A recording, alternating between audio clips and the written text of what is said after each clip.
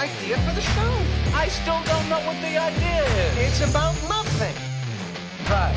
Everybody's doing something. We'll do nothing. They say, what's your show about? I say nothing. There you go. I think you may have something here. Cross Coast Spice presents the League About Nothing podcast.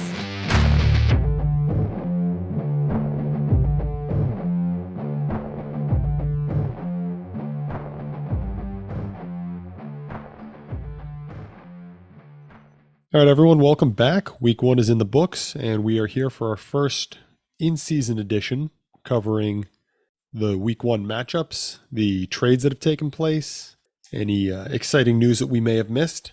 First thing we want to cover is there was a few trades that took place after our last recording, but before the season started, a couple of which had some immediate impact in Week 1.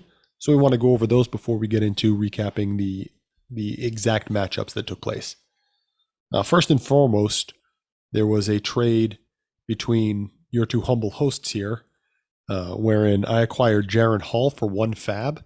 Obviously, this is a blockbuster deal. Yes, more Jaron Hall talk. Let's go. It's what the people come for. No, but in all honesty, there was actually one trade that had an immediate impact on Week 1's a final outcome. And that was between Benign Rugg and Flinch, where Flinch picked up Russell Wilson, Adam Troutman, and a 4th-round pick and sent out Aiden O'Connell and his 2024 first-round pick. And in Week 1, he won a narrow victory over Criddle, where Wilson made his lineup and was, in fact, the difference maker in the final score. So we see right away here some last minute deals before the season started impacting Week 1. Yeah, that's one of the things we talked about in the season preview, right? We discussed his team and how he was lacking quarterback depth. And, well, he shored that up and paid off in a big way Week 1. He bought himself a win. He did it despite a tough showing from his, what you'd assume is his quarterback 1, Lamar Jackson, basically doing nothing. So it's one of those, like you said, the depth is important. And I don't think anybody is going to expect Wilson to return to perennial top 5 quarterback status, but having a solid veteran quarterback there that you can count on to fill in those weeks is going to be important throughout the entire season. It's important in best ball to raise your baseline, right? The more depth options you have, the more chances of them getting in your lineup and raising your floor. Even if it's just to get you over the weekly median, that's enough to get you a win every week. There's a couple of the trades that we wanted to go over. One, or both of them involving you. One with Flea, where you picked up a 3rd-round pick, my 3rd-round pick that had been traded 3 times now, actually, in exchange for Justice Hill and Myles Gaskin. This trade is actually fairly important because J.K. Dobbins just went down and Hill was the primary benefactor in the backfield, where he got both the goal line carries and scored 2 touchdowns. Obviously, he was in Flea's lineup. Didn't make the difference in her matchup. She was going to win whether she had Hill or not. But obviously, this is a fairly important trade now. Didn't feel like an important trade when it happened. It was more like, hey, I need some depth. I've got an extra pick. I was trying to get a 3rd for a different deal that ended up falling through. I wasn't expecting it to be I wasn't expecting it to be this important of a trade at the time. Just felt like a couple of backup running backs for a mid-round pick. But Justice Hill is definitely coming to a little bit more value since this trade went down. And it'll be interesting to see how that backfield shakes out with, obviously we've got a different offensive coordinator there. It's Monken, right? Todd Monken. Todd Monken's there. Yeah, so he's bringing a different system than they've been running for the past, 5 years or whatever it's been under Lamar with the Greg Roman offense. But he could easily be in a fairly significant PPR role if he's catching passes, if he's getting that work. And he was obviously the primary goal line back after Dobbins, so that could be an important role going forward for him. Once Dobbins went down, Gus and Hill basically split the early down role with Hill playing on third down, 2-minute hurry up passing situations. So there's a chance that he could come out of this with a decent role, more than what he was looking at before Dobbins got hurt, obviously. Mm-hmm. They're going to elevate, or they have already elevated, Melvin Gordon from the practice squad. I look forward to you overspending on Gordon and Fab and declaring him your running back one, just as you did last year. Not that you overspent, that you declared him your RB1. He was my RB1 for 1 week at least. Yeah, he was was a glorious week for us all. Highest scoring running back on my roster. And if I pay enough Fab, he might be again. Yeah. We'll find out tomorrow.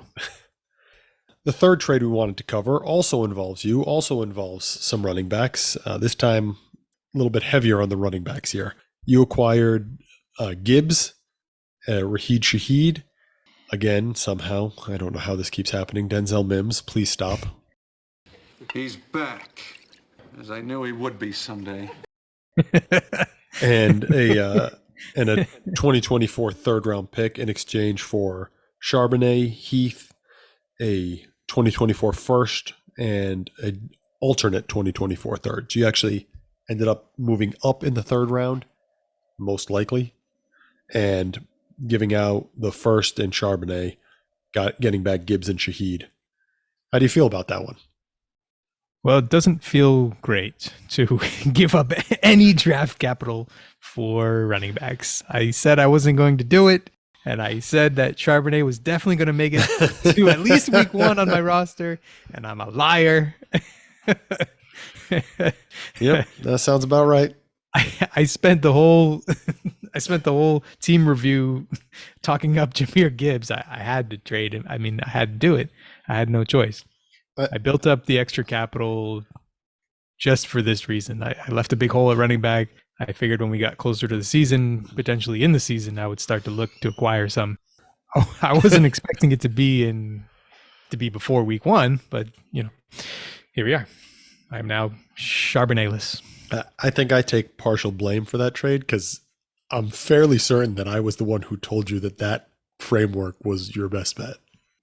Yeah, it's fine. It was really a first for Rashid Shaheed anyway, based on the week 1 results. Yeah. Shaheed was obviously the key player in this trade. Clearly. At least you're not trying to pretend it was Mims anymore.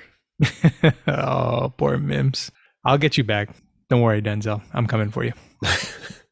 In addition to those trades, there's been a few injuries that we wanted to touch on. We mentioned the Dobbins injury just a minute ago in the reference to the Justice Hill trade.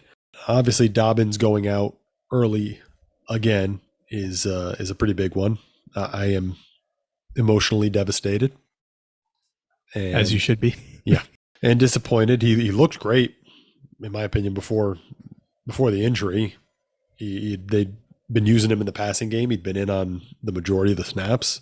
It's tough to see a guy just keep getting hurt like that. Oh man, it's just heartbreaking. He was on pace for his highest career snap share too before he went down. Just brutal. Yeah, he's really been snake bitten his whole career. At this point, we're never gonna see what he could have been. No, he won't have the same role. Even if he manages to come back, it'll be as a depth piece. It'll be as a backup, and it's tough. But hopefully he can recover and have the at least the Deonta Foreman level career after the Achilles. Where he bounces around but still has consistent work. See you in 3 years. Yeah, right. I mean, here we are with Cam Akers a year and a half later, or whatever it is, and he's still out there and still getting a lot of snaps and a lot of work, even if he did cede a lot of his snap share this last week. You mean the most inefficient rushing performance of the week with negative 41 yards over expected? I don't know what to make of that because we've seen a whole bunch of Akers since the injury, and it's been a mix of good and bad. Like, it hasn't just been all like that. If it had been all like that, he wouldn't be in the position he was into coming into this year. We've seen him be good since then. He started really poorly last year to the point where he was sent home. Yeah, he was semi-retired or something. They tried to trade him, but nobody would take him. It was bizarre. Thought they were going to cut him, and then by the end of the year, he was handling 95% of the running back touches. So, we could see something like that from Dobbins. I'm not expecting it, but you never know. Sticking with the Ravens, we had a preseason injury. I don't even know if there was a specific event that we could point to, but Andrews has obviously been hurting. He missed week 1. The tight end position is just a wasteland at the moment for fantasy purposes. It was a bad week 1 for tight ends. Let's look at these top scores of the week.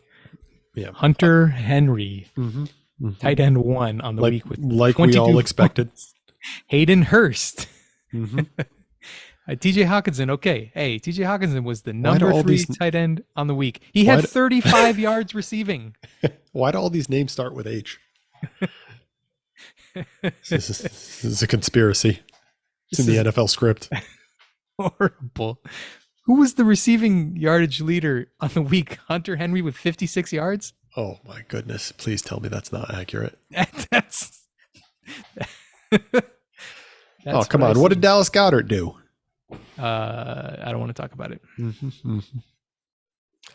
It was not a pretty week across the board. There was injuries and there was general lack of production at tight end. The Andrews injury is a big one. I think they expect him to be out there next week based on what the coaching staff has indicated, but still missing that first week is a tough one. Agreed. Now, one more preseason injury that obviously has impacted week 1. Cooper Kupp has been placed on IR. That's a tough loss right there for both that team and for fantasy managers who selected him early in drafts and expended capital this offseason trading for him, as in the case of our league where Mel acquired him after the end of last season, wasn't it? Well, the good news is he gave up JMO, who also scored 0 points. That's true. At least Kupp is IR eligible, right? Right. Well, we've now expanded our definition of IR spots and allow suspended players to occupy those roster spots now. I forgot. I don't want to open that can of worms again. Yeah. All those injuries obviously had impact on rosters, but there's 2 other ones that we're going to kind of pair together here because both these players are on the same team in our league. Travis Kelce was out for week 1 and the home opener for those defending Super Bowl champion Kansas City Chiefs. And Aaron Rodgers played 4 snaps for the Jets before tearing his Achilles. Both of those players just happened to be on the same team in our league, the defending champion in our league as well, JMC. Now, Kelsey's expected back fairly soon, but obviously Rodgers is done for the year. And these injuries have prompted JMC to put his entire roster on the trade block. So there's that. JMC's got a very good starting lineup, but it's a very thin depth chart, like we said in the season preview. If everything goes right, he's going to smash people. If he has a couple of key injuries, it could fall apart very quickly. And unfortunately, it happened in week 1. I think he still has enough depth to be competitive. We can look at the updated playoff odds after we get through the matchups. He obviously thinks otherwise. He's basically put his whole team on the block. He's put the whole team on the block, but he hasn't actually made any trades yet. So there's a possibility that he either changes his mind, doesn't get the offers he likes, or I don't know what he's doing behind the scenes. Maybe he's exploring the possibility of adding to the existing roster as well. And he no longer has Rodgers for the year, obviously, but he's got Brock Purdy, and despite his incredibly poor week 1 performance, he still has Danny Dimes, who I can only hope will not be scoring negative points every week going forward. He's got a viable roster still. Like you said, there's not a ton of depth, but Kelsey will be back soon, and he could easily decide to go the other way and buy back in as opposed to selling and getting out. I'm not the most unbiased party in this situation. I do believe that he can still be competitive, but every piece that he loses makes it that much more difficult. Now, if he decides to sell all of his players so that he can't beat me this year, then I'm okay with that. How magnanimous of you. I would understand. He's still at the inflection point here. He hasn't made any moves yet, so he could always change his mind. He could always reassess. But like you said, it's not a deep team. I think more likely he's just kind of blowing off steam after a tough week, which he did win, by the way, and was one of the highest scoring teams. No, he's 2-0 right now. He's Losing, not. It's not like he's up against the wall at 0-2 or anything like that. Not to mention, like week 1, even if you're 0-2, it doesn't matter. Like it matters, but not only 1 week. Yeah, exactly. Losing your quarterback for the season is tough, especially when it's Aaron Rodgers, who's 40 years old, and it's probably might be it for him. He'll probably wander in the woods for the next 8 to 10 months. We may never see him again. Mm-hmm. Spend a bit of that in complete darkness. Go on, some ayahuasca journeys. The usual stuff. It seems a lot better than having to watch the Jets offense with Zach Wilson for the rest of the year. Oh man, I can't do it. I saw the graphic making the rounds on Twitter on Monday night. The Jets have 5 more primetime games the rest of this season. That's who's most heartbroken about this. Yeah, the NFL. JMC is all of the television networks that set up the Jets in primetime over and over. I think I saw that 2 of them were late enough in the season and on days that they can be flexed out, which means they absolutely will be flexed out. So we don't know what's going to happen. It's possible that Zach Wilson turns it around. He's multiple years in now. Didn't look wonderful, but he also wasn't expecting to play. They didn't exactly have the game plan. No, he looked like the same around old, his he looked like the strengths and same old weaknesses. guy out there. He was running backwards 20 yards every opportunity he got. Trying to put a positive spin on this, okay? There's a lot of teams who are invested in Jets skill players that don't want to hear this. Yeah, I don't know what they're going to do. That locker room turned on Wilson last year, and not like a little bit. They were done with him. Even if they didn't sign Rodgers, it wasn't going to be Wilson's team this year.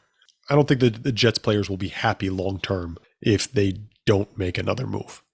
The biggest problem is, as the coach and GM, are you prepared to potentially put your job on the line now with Zach Wilson starting the rest of the year? Because No. if it goes in the toilet, there's a good chance that Salah, that they're not going to be around for next year to see if Rodgers rehabs and comes back. A coach and a GM only have they only have so much cachet. They only have so much ability to miss the playoffs. There's only so many excuses you can make until the owner's just going to look at it and say, we're going to do something different. You'll lose the locker room at some point as the coach. You'll lose the owner's faith as the GM. Something will happen. And you might not lose both the coach and GM in the same season here, but it's been 11 years for the Jets since they made the playoffs. Obviously, the expectations with Rodgers were, very high. They have to do something. I don't know what they can possibly do. They're doing what they need to do right now, which is blow smoke up Zach Wilson's ass as much as they can and try to get his confidence, because they're tied to him for better or for worse for now, at least. It's possible they could bring somebody else in, but you're talking about someone who can be impactful and knows Hackett's offense and can mesh with these skill guys. It's not easy to bring people in the middle of the season. We've had months and months together, training camp and off-season workouts and preseason and practices. It's very difficult, especially at the quarterback position. I think the smartest thing to do is to try to trade for a veteran quarterback who has experience in Nate Hackett's offense. Russell Wilson, come on down. The dream scenario. Oh God. Who knows what they'll do? They're, like you said, they're doing the right thing. They've already announced Wilson's the starter for the rest of the season. Who knows what'll happen? We'll see as it happens. We don't need to speculate on that anymore. The end result for our league is that JMC is now in a much more questionable and tenuous position than he was just a couple weeks ago. And the other team that's decided to also throw some players out on the trade block, Benign Rug. Well, we covered just a minute ago, or just a few minutes ago, the preseason trade where he sent Russell Wilson out, acquired that first-round pick, and he's put other players out there on the trade block. No other trades have been made at this point, but trading away one of your quarterbacks on the eve of the start of the season generally would indicate that you're not looking to be as competitive. We talked because I was inquiring about his running backs before I ended up trading for Gibbs, Aaron Jones and James Conner and Dalvin Cook, guys like that, veteran running backs. He kind of saw the landscape and probably rightly realized that it would take a lot of things to go right just for him to kind of be a fringe playoff team.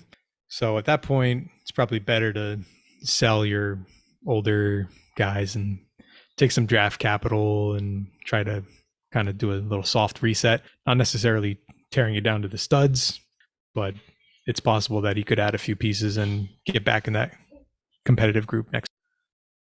He's still got, his first round pick from this year, Bryce Young, the rookie quarterback on his team. He's got Jimmy Garoppolo. So again, he's not completely unviable from a starting lineup format.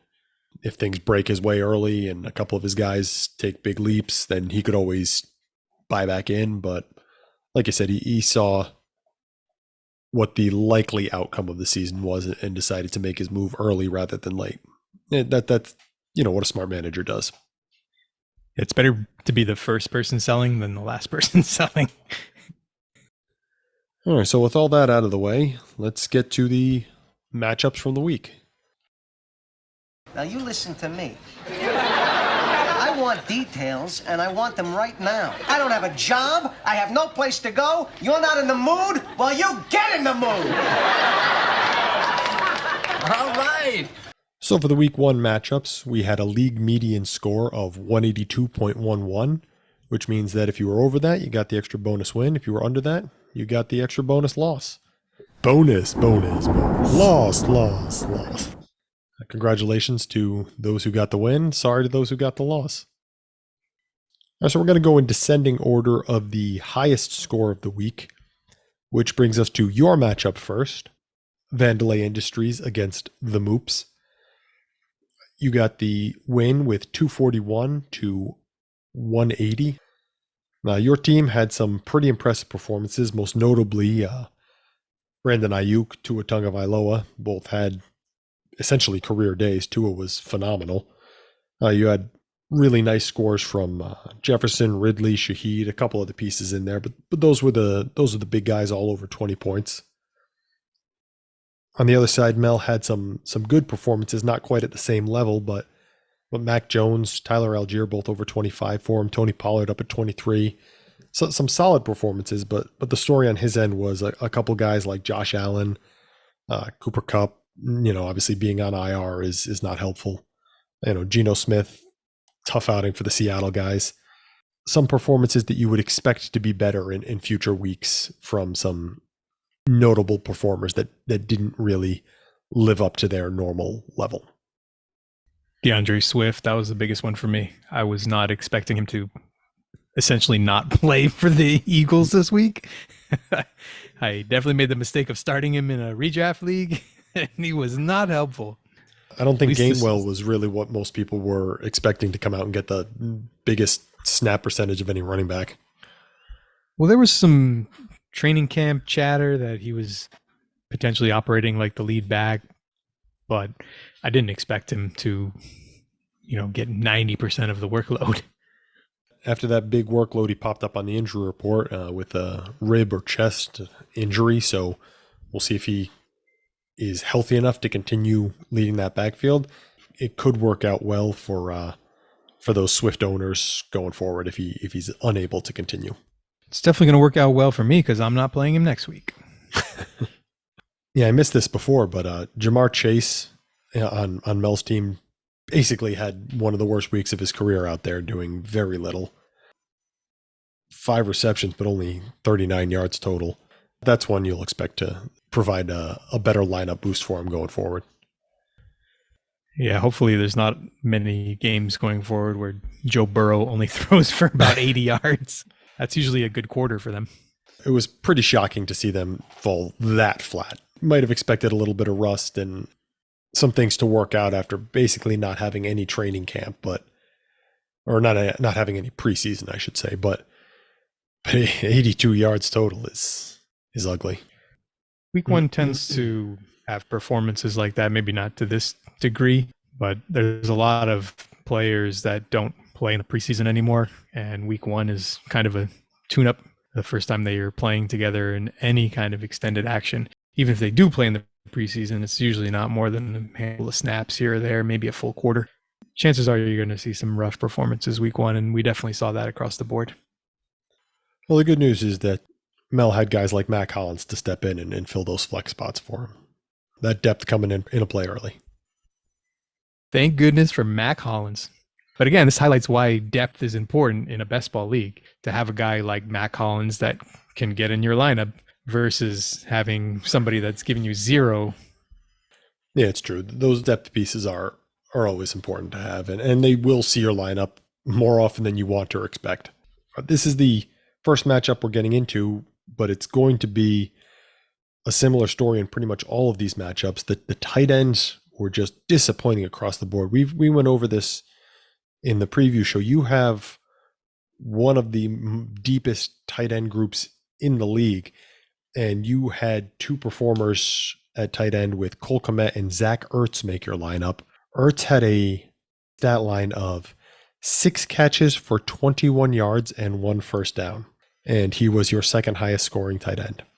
He was one of the highest scoring tight ends of the week, not just my second. It's tough to get a lot of tight end points when all of your tight ends score 0. That's really the problem. Yeah. Cole Kmet was your highest scoring tight end with a impressive stat line of 5 catches for 44 yards. Hey, don't forget that 1 carry for 0 yards. 1 carry. I see the carry list and I see no stats next to it, so I can only assume that it was not helpful. Yeah, and this is a point per carry league, right? Obviously, there's the bonus points for first downs. Kmet had 2 first downs and Ertz had 1. How do you have 6 catches and 1 first down? That's tough. Because he only had 21 yards. And despite all of our speculation on Matt Bushman, Noah Gray ended up in Mel's lineup here with a line of 3 for 31 and 1 first down. What could have been? If that was Matt Bushman getting those targets, that would have been 200 yards, easy. So obviously the tight ends were pretty rough across the board, but your team and Mel's team were no exception. One last thing I want to mention before we move on. You did have the highest scoring quarterback of the week, Tua. He put up 29.39 points. So top quarterback score is always a good thing to have. Nice little boost to the lineup there. He was definitely extra motivated for this revenge game against his former manager, Mel. I was wondering where you were going with the revenge game then. We talked about it before the game. He was pumped up this week. Yep. Yeah, I didn't know you went into sideline reporter mode. All right, second highest score of the week was Flea Flickers with 212, winning a matchup against Benign Rug, who had 169.99, just shy of 170 there. So Flea gets the start at 2-0. She had some pretty impressive performances from some of the young guys on our team. Richardson in his first NFL game and Bijan in his first NFL game, both of them over 20 points. It's always nice to see immediate dividends from those first 2 picks. We expected when those 2 were drafted that they were going to be immediate impact players, and proof true in week 1. One other performance I feel noteworthy, Kendrick Bourne, another offseason acquisition of Fleas, acquired from you for a 5th round pick, was, I believe, her highest scorer on the week with a 26.4. He had the 2 touchdown game for New England against Philadelphia. Another one of my brilliant decisions on trading away productive players for very little return. Well, it could be worse. You could be the other manager that had been offered Bourne for a 5th round pick, and you could have not accepted. Like, I don't know, me. I had that one sitting in my inbox for a week and a half. You had your chances. Yeah. I love Bourne too, which makes it all the worse. That's why I started with you. Yeah. And when you wouldn't take him, I said, well, somebody's going to take him. I should have too. But she had some other solid performances on our team here. We don't need to get into everything, but nice performances from the wide receiver group. Obviously, we mentioned Justice Hill, who she traded for, made the lineup. So she's things are looking up for her team. On the other side of the list, Rugg had a heck of a game from Aaron Jones. 2 touchdown performance, 86 yards receiving, 41 on the ground in addition. So nice big day over 120 yards. But he comes away hurt, and as we mentioned before, Rugg's kind of looking to sell. So that's a tough spot for for him to have a massive game from one of his guys that he would probably be looking to move, but then for the guy to come away hurt at the end of it. Yeah, it's unfortunate timing. He also lost Deontay Johnson to an injury as well.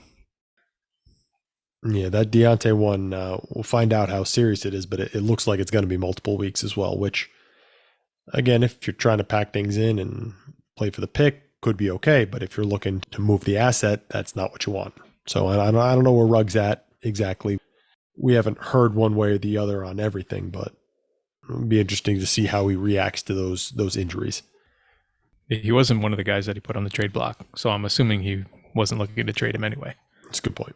On the positive note, though, a couple of the young guys, Addison had a good week one, got the touchdown, got 60 yards in the game against Tampa. Yeah, good start for the rookie. Stat line looks good. Kind of eased him in. He didn't really play heavy snaps. Osborne played most of the game as the wide receiver too. But when he was in there, they definitely schemed him production, and he came away with a good stat line. You have to think that as the season progresses, he'll probably be on the field more and more, especially if he's going to be impactful like that. That's one rookie who had a good start to his season. Unfortunately, Ruggs got another more prominent rookie who had a pretty difficult first game, that being Bryce Young. A fairly disappointing debut for the rookie quarterback there. Only 6.79 points. The good news is those points made the lineup. I don't know if that's good news, but not the best debut game that you could have hoped for. Not unexpected for a rookie quarterback making his first start. Even one as supposedly pro-ready as Bryce Young, he's going to have growing pains this year. I think that whole team is going to have some growing pains. Right. Brand new coach, brand new quarterback. There's going to be some struggles. This team, they had the number one pick in the draft. They had a high pick for a reason. They didn't earn the number one pick. They traded for it, but they had it. They earned a high pick for a reason. It's not a good roster. It's going to take some time before Bryce Young is really a impactful fantasy asset. He doesn't run like Anthony Richardson, so he's going to have to do a lot of work with his arm before he can really be impactful. So we mentioned the tight ends in your matchup.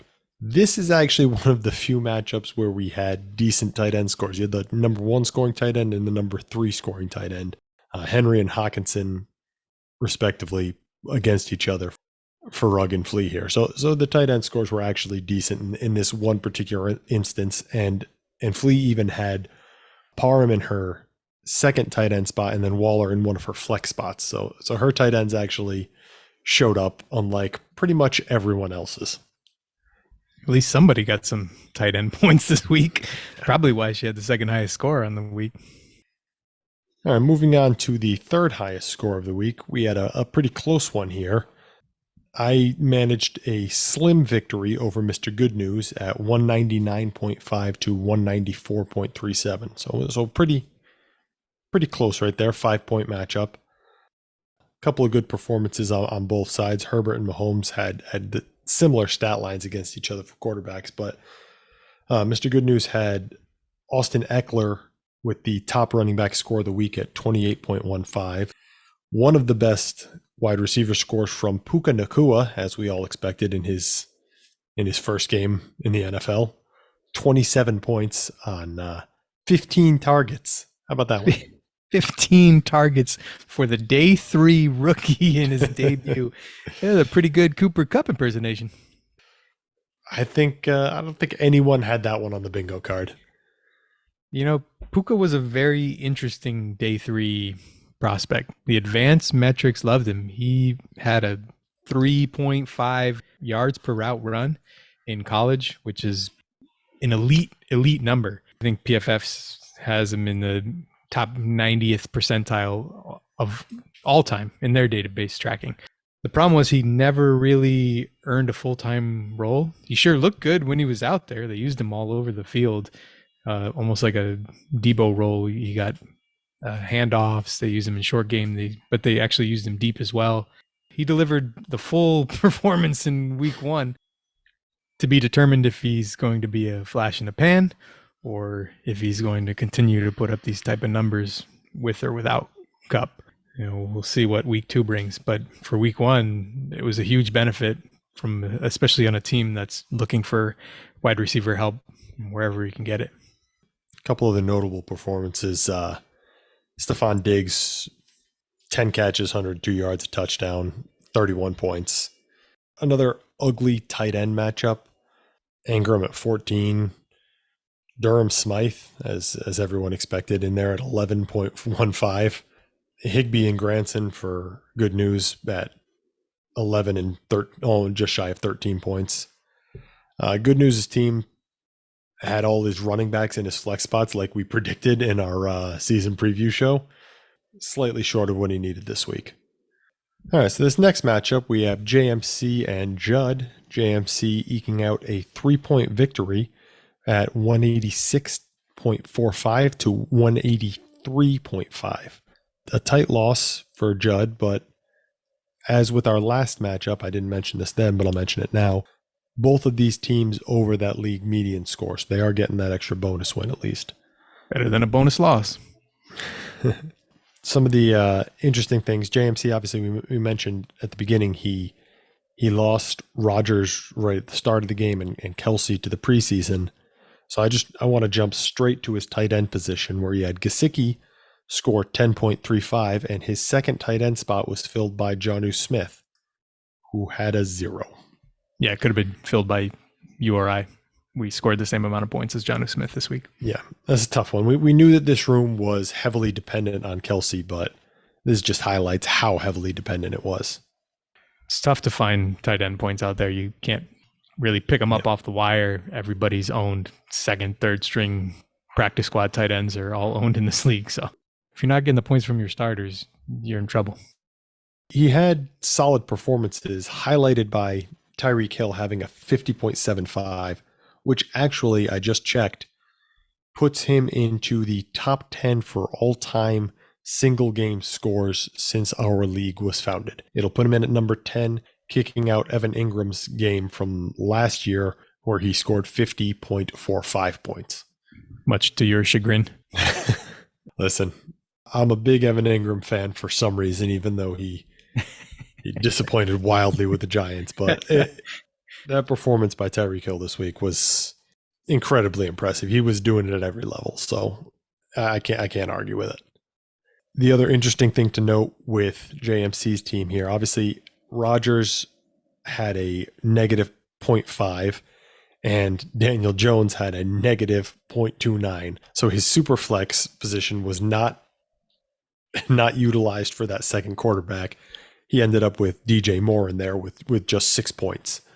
But he comes away with the win, partially because if you look to the other side of things, Judd had a disappointing performance from Burrow with a 2.18, and his second super flex spot was filled by Najee Harris with a 6.05. So basically matching DJ Moore on the other side there. Yeah, we saw some real tough quarterback performances this week. As is to be expected, week 1, a lot of, like I said earlier, a lot of these guys don't play in the preseason anymore. And there's only so much you can simulate live reps wise in practice and joint practices, things like that. Yeah, those 4 preseason games going down to 3 really hurts a lot of the prep. And every time we redo the CBA, there's just fewer and fewer preseason and off-season programs that allow the coaches to get the guys up to speed the way they used to. I don't think these guys are signing up for double sessions in the summer. Like no two-a-days anymore? No two-a-days. Not like the old days where that was how you actually got players in shape. The players would work second jobs in the off season. Now they all have personal trainers and personal chefs, and they're all making millions and millions of dollars. So a little easier to keep them in shape. They probably don't need the 2-a-day practices in the summer. Yeah, that tends to make it better when you don't have to go and pick up that second job, as you said, as an insurance salesman. Delivering ice. Yeah. Every time I hear that, all I can think of is the fact that Larry Bird injured his back resurfacing his driveway by himself right in the off season, and it ended his career years early. Yeah, I don't think LeBron James is finishing his own driveway. No, it seems unlikely.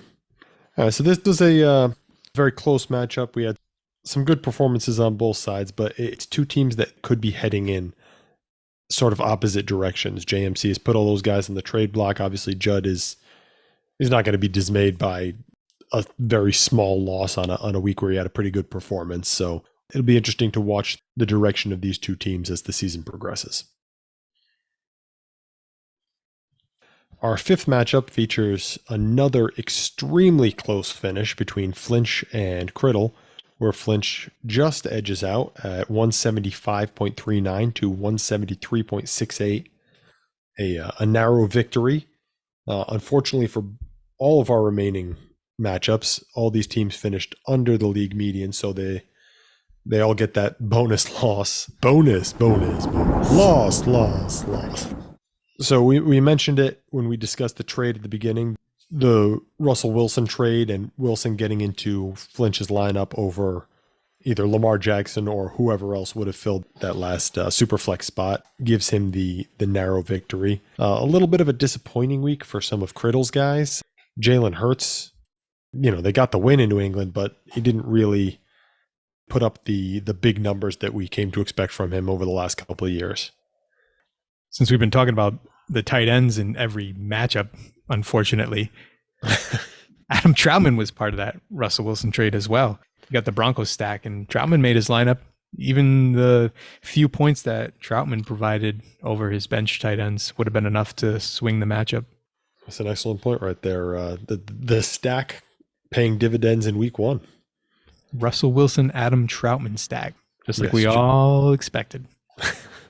When you dream of stacks in fantasy sports, I personally always think of Adam Troutman first. A couple of guys who made Criddle's lineup that I wanted to mention. We talked about Puka Nacua earlier. He had the other wide receiver in LA who managed a heck of a day, Tutu Atwell, coming through, starting off his third season, right? 22 points on 119 yards. That's an impressive one. We mentioned Gainwell earlier. Gainwell in his lineup as well. A couple of guys who have been in the league for a few years, but not been major producers, showing up in week one. Tutu's already nearly halfway to his career receiving total through 1 week. It's nice to finally deliver on that early draft promise. On the other side of things, Flinch had, obviously we mentioned Troutman, but he had Kyron Williams make his starting lineup. Williams, I'm pretty sure, cracked the top 10 at the position. That's an encouraging sign for him.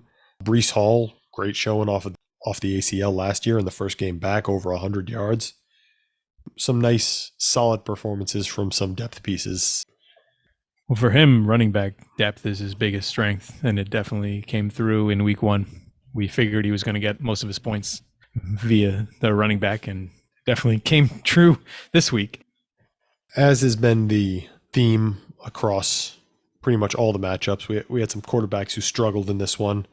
Lamar Jackson on the bench for Flinch with a disappointing performance, but I think a lot of that had to do with the performance of CJ Stroud, who was on the bench on the other side for Criddle, whereas those two guys were playing against each other in real life as well, and Baltimore was in control of that game pretty much the whole way, and there wasn't a lot on Lamar's plate, only 22 passing attempts.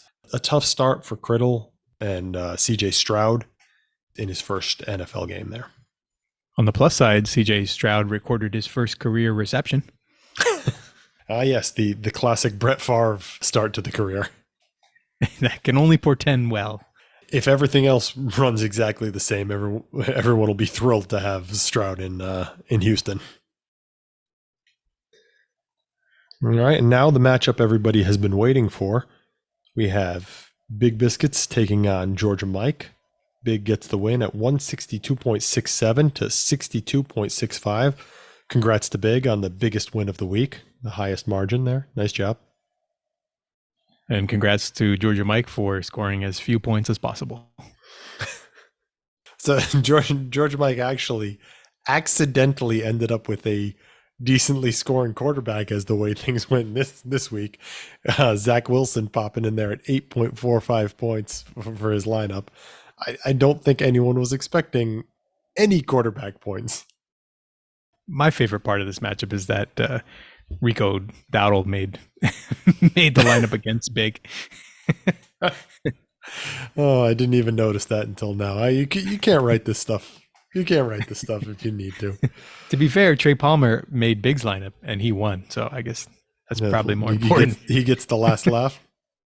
But Rico Dowdle, he was in a starting lineup this week with his 6 carries for 24 yards. Yeah. There's not a whole heck of a lot to talk about on Georgia Mike's side. Obviously, like you said, he's trying to score as few points as possible. He had a few guys, like the Reed, who had the first game in Green Bay, make his lineup. Pittman had one heck of a week. Some younger assets that he's got that will score a few points. Quentin Johnson was a little disappointing in his debut, but will probably, improve as things go on. Charbonnet didn't do much, but that entire Seattle offense basically imploded. But this is going to be the formula for Georgia Mike as the season goes on, is to just run out a lineup with a few rookies or second or third year players and just trade away every other asset of any value for future picks. He's just hoping that some of these young guys can turn into something and be potential contributors down the line. Unfortunately, Drake London put up I was going to say, clearly Arthur Smith got the memo that London wasn't supposed to score points. But even some of the deeper rookies like Keyshawn Boutte, we weren't expecting him to play 80% of the snaps this week. Yeah. He didn't actually score any points, but he was out there, which is good for a 6th round 4 rookie. On those targets. But he was on the field more than any other receiver for the Patriots this week. So if he's out there, eventually he will score points. You'd think, right? Even by accident. Eventually. Hopefully. Maybe. Probably. We'll see. On the other side of things, Big gets a solid start out of Baker Mayfield, and I'm pretty sure he outscored Jimmy Garoppolo. Shows what I know from that trade show we did. And they both outscored Daniel Jones. Shows what you know. That's a big L for us week 1. Yep. Impressive work from both Baker and Big on that one. Good to great showing from Zay Flowers in his debut. Always nice to see. Laporta and Musgrave both doing excellent work for rookie tight ends. For tight ends. You don't have to qualify. Yeah, no. For tight ends in general, week 1. Yep. Disappointing performances from Big's depth quarterbacks with Ritter only scoring 6.9 and Josh Dobbs. I don't know how this happened. Negative 1.52. That's a tough one. I do know how it happened. I watched a good portion of that game, unfortunately. Not a great Cardinals debut for Joshua Dobbs. No. A solid performance by some geese and some young guys for Big, Brian Robinson getting 2 targets, but how many routes did he run, did you say? Career high. Yeah. Career high, 18 routes run. He was more involved than Antonio Gibson in the pass game, which is confusing, but hey, it's a new offensive coordinator. It's a new offense. Sometimes we don't know what's going to happen. It doesn't always play out the way we project it. He caught a nice touchdown on that scramble drill, got himself open, made himself available. It was a heady move for a guy that's not known for his pass catching prowess. Yeah, and if he does things like that, they'll find other ways to utilize the ability. That wraps up all our weekly matchups. Again, congratulations to those who got that nice start, and best of luck to those who had the tough start. I'm sure we'll see some things even out over the next few weeks. But we wanted to get back to Dynasty Daddy's percentage chance to make the playoffs. Give an update after what we saw happen in week 1 to just make the playoff percentage here. We've got Vandelay Industries at the top at 98%. Second, JMC, despite the losses with Aaron Rodgers and Kelsey not playing, still a 94% chance to make the playoffs. Third, Mr. Good News, Little Jerry Seinfeld at 91%. I don't know why, but every time I see that team name, I want to read it out loud. Go for it. Fourth, Flinch at 81%. Fifth would be me at 73%. Sixth, Judd at 72%. And then seventh lists Mel at 52%. Now, Mel had a tough start to the year, 0-2, but he's still got one of the highest projected point totals over the rest of the season. So I'm not sure that I'm in agreement with the percentage that he's been given here. I still think he's one of the better rosters in the league. That's what I mean. It says 52%, which is more likely than not, but I would put his chances higher than 52% personally. Feels like stronger than a coin flip chance that he's a playoff team again this year. But it's only week 1. We only have 1 week of data to work with. And based on how week 1 went, the computer thinks that he's got a coin flip chance. We'll see what week 2 brings. No one's out of it yet. No one's clinched yet. Still early. Those are the top 7 there. And then right after that, there's what appears to be a tier break and a drop down a bit. And then Flea and Criddle are at 20% and 11%. Big at 6%. And then Rug at 2%. And then less than 1% chance for Georgia Mike. But again, he's not trying to be competitive. So that less than 1% is in fact 0. Everyone wants to overreact to week 1, and you see these scores. Everyone in this league is smart enough to not overreact, but we all want to do it anyways. So I want to overreact. I had the highest score of the week. I'm the greatest team ever. No, I can't overreact.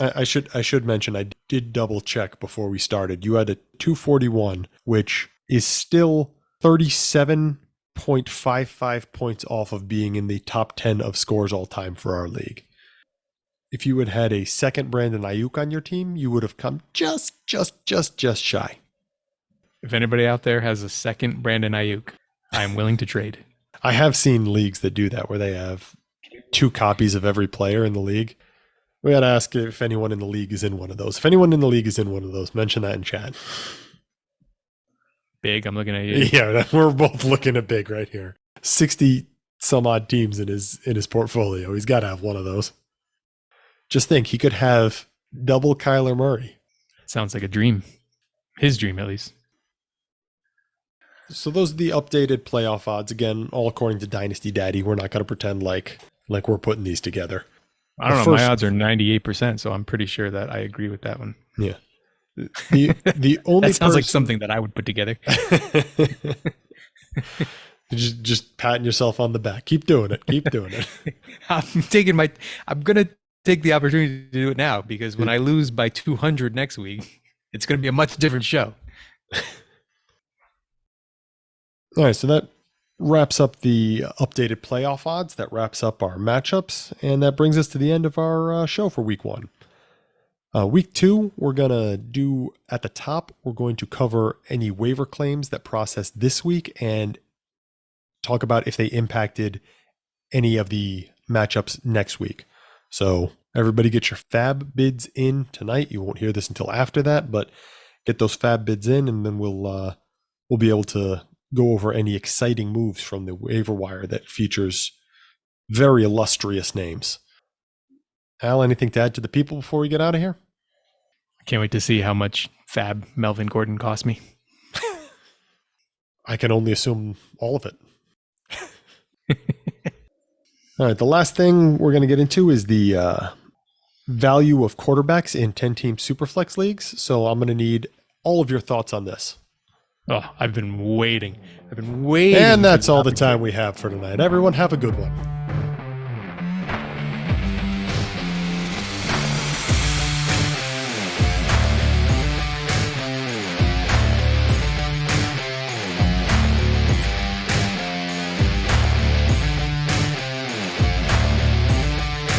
What do we got? An idea. What idea? An idea for the show. I still don't know what the idea is. It's about nothing. Right. Everybody's doing something. We'll do nothing. They say, what's your show about? I say nothing. There you go. I think you may have something here.